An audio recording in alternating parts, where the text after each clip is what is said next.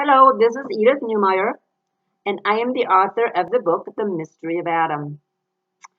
Today, I want to talk about the letter to the Hebrews.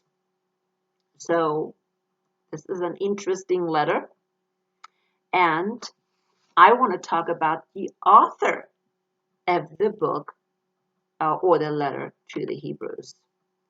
Now, we know that every book in the New Testament, every letter, every writing of the New Testament has an author, except Hebrews. And for me, that is pretty odd.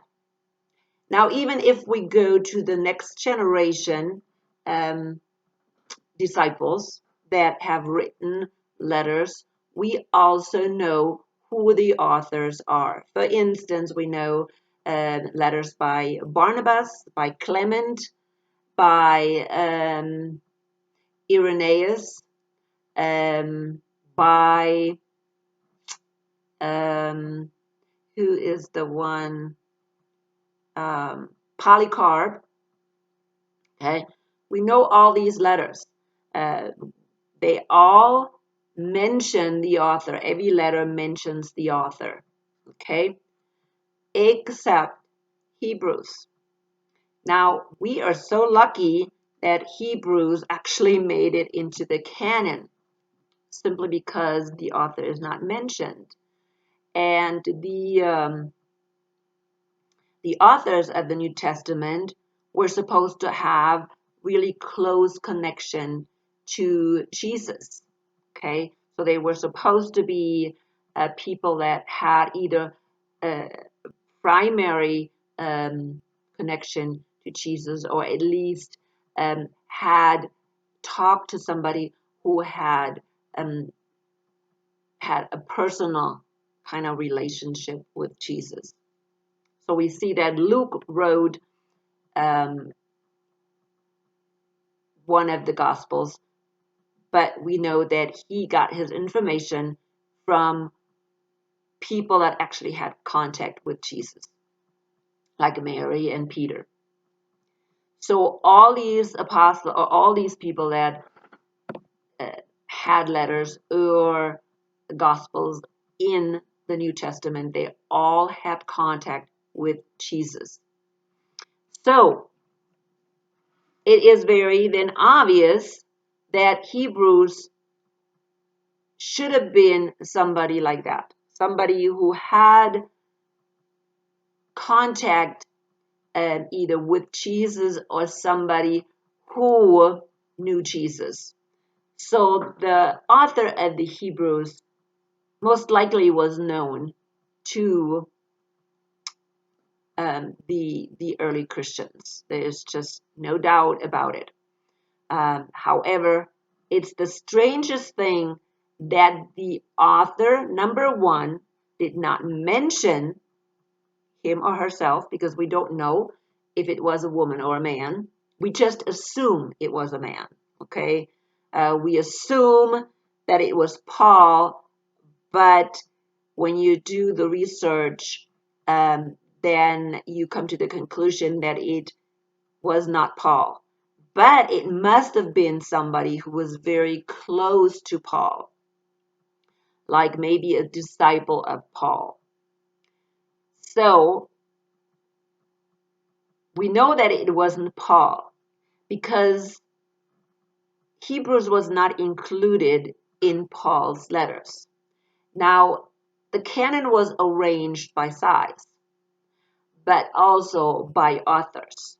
So all the letters of Paul are together in chronological order according to size, starting, of course, with Romans, which was the largest, and then going to which one is the smallest one of Philemon, I think, was the smallest one of Paul's letters.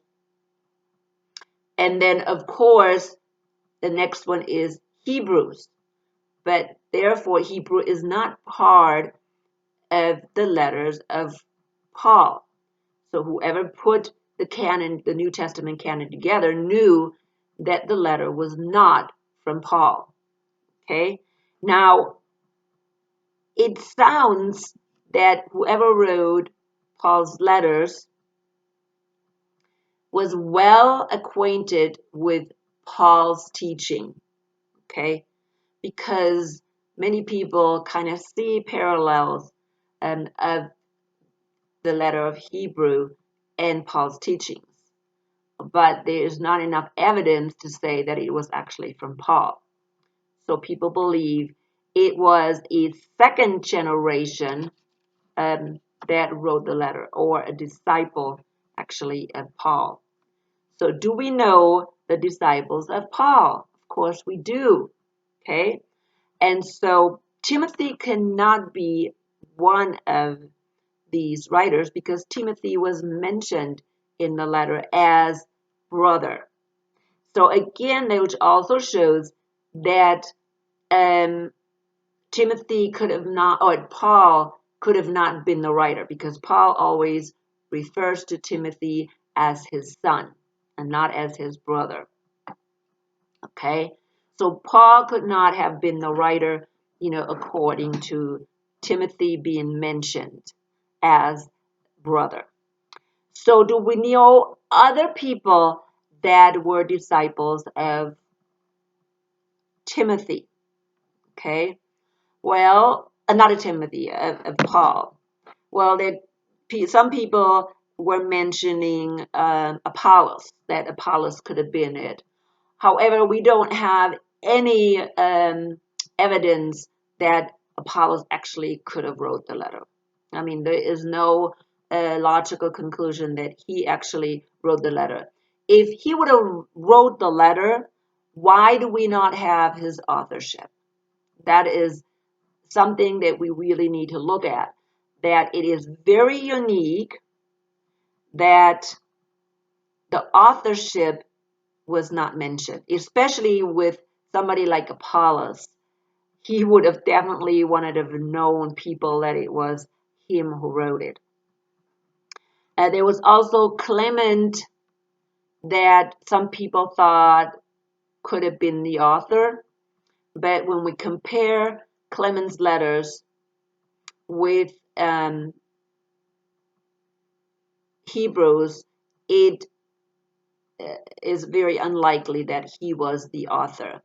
Also, it is very obvious that Clement used Hebrews. Now, Hebrews was written most likely before the fall or the destruction of the temple. Okay, because the temple was still mentioned, and it was not mentioned as it not existing anymore. So it was most likely written before 70.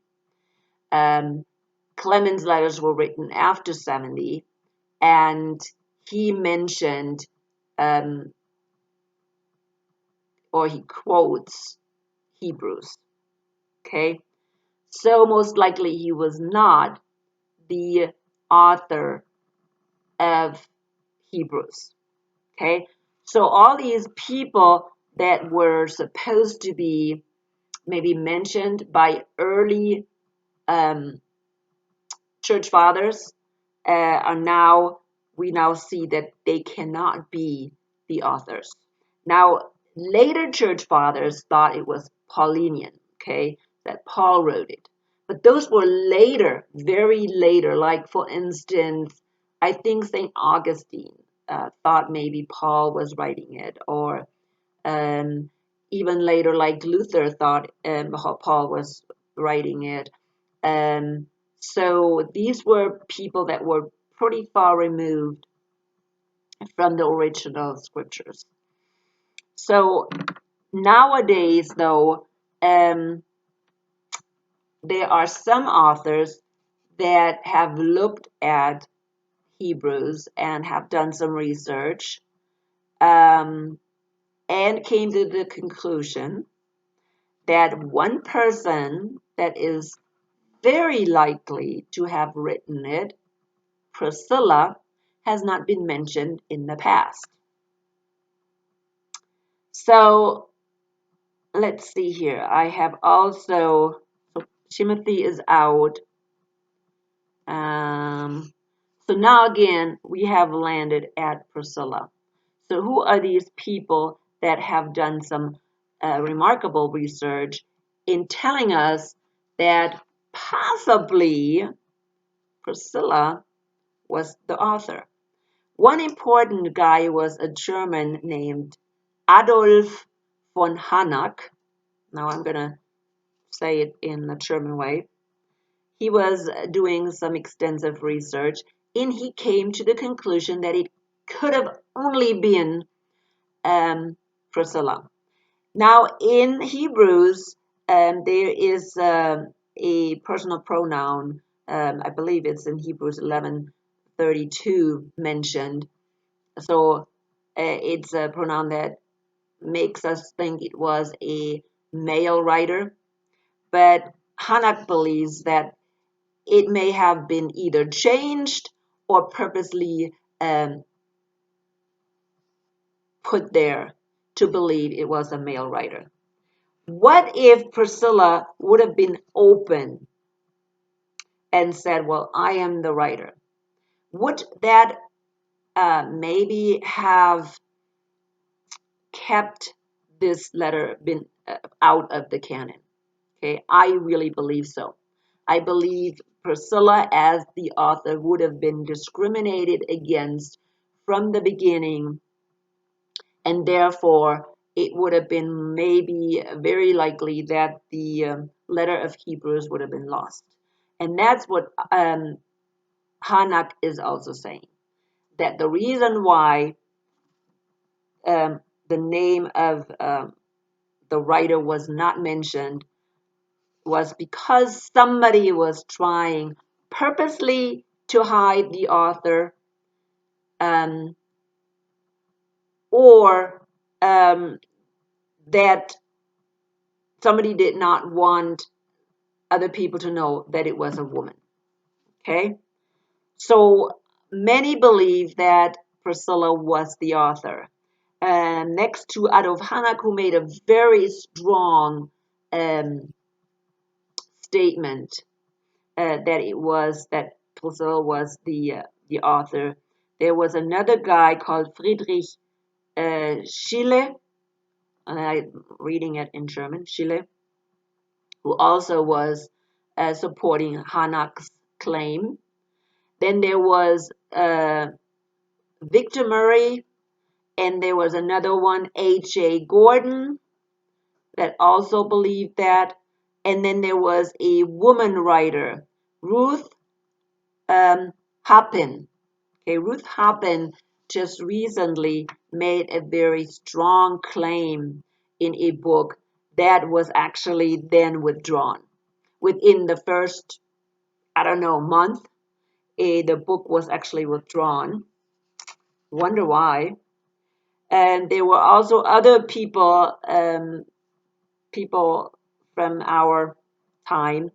And one of them I really thought was very, very interesting, Gilbert Bilzician. Gilbert Bilzician, who is a very strong supporter, egalitarian supporter, who is one of the founding fathers of the Christians for Biblical Equality. There are other people, I think it's Donald Guthrie, Donald Guthrie, and I'm reading this, Donald Guthrie, who also supports that. So nowadays we have a lot of people supporting this, and unfortunately, that it's supported by a lot of male authors. There's Ruth Hoppins, and I have never read, anything from her, but she withdrew, her book, which is very kind of strange. But again, maybe this Adolf von Harnack would be a very good one to research. So, yeah, I have written several articles about it on the internet, and it is so likely. I have always thought that Priscilla was the author because because of this covering up who the author was. It is most likely that she was it because of that fact. Okay, and that she was a very close um, disciple of Paul, and some even believe that she even wrote down Paul's letters.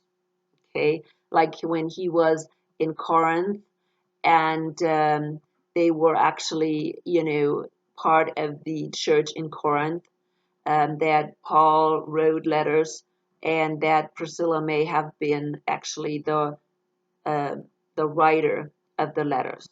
So that Paul was dictating it, but she was writing them. So there's a very then strong correlation that she may have actually, the ability to write, these letters. And so therefore she's very close to Paul. And so there's very strong correlations between the letters of Paul and Hebrews. So there are lots of arguments about this letter. And today I am again asking you to do your own research and come up with your own conclusion. Was Priscilla really the author of Hebrews? Now, we have not heard very much about it, and I think it would be remarkable if we could show, if there's, scholars, we have so much more now research available, that we may come even closer to, looking everything. And so I'm encouraging you to look that up, to look up research and information you can find about Priscilla and about her being the author of the letter to the Hebrews. I want to finish up today. This is going to be a short one. And I'm going to finish up today. Again, let the Holy Spirit guide you. I think the Holy Spirit has to open our eyes. Now, you know what that would mean if the letter of Hebrews would really have been written by Priscilla. I mean, that would be just extraordinary. And yes, I wished it very, very much. But again, maybe we can get closer and closer to unravel this mystery. There's so many mysteries that today, we can unravel. And why not this one? Okay, well, do your research and let the Holy Spirit guide you in this new mystery.